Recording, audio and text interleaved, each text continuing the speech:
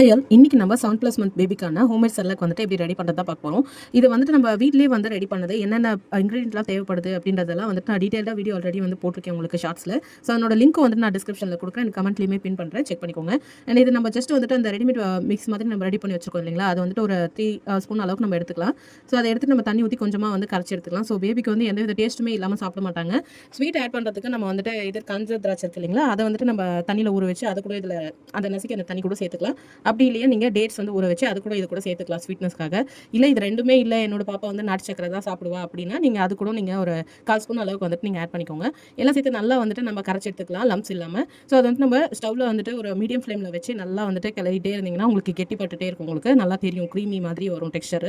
So இதுதான் வந்துட்டு நம்ம ஹோம்மேட் செர்லாக் மிக்ஸ். இந்த மிக்ஸை வந்துட்டு நம்ம ரெடி பண்ணுறதுக்கு யூஸ் பண்ண மெயினான 3 இன்க்ரீடியன்ஸ் பார்த்தீங்கன்னா ஓட்ஸ், மக்கானா அண்ட் அவல் தான் வந்துட்டு நம்ம சேர்த்துடணும். ஸோ நீங்கள் இது ரொம்பவே ஹெல்த்தி பாப்பாக்கு அண்ட் ரொம்ப சேஃபும் கூட. நீங்கள் இதை வந்து கண்டிப்பாக ட்ரை பண்ணி பாருங்கள். தேங்க்ஸ் ஃபார் வாட்சிங்.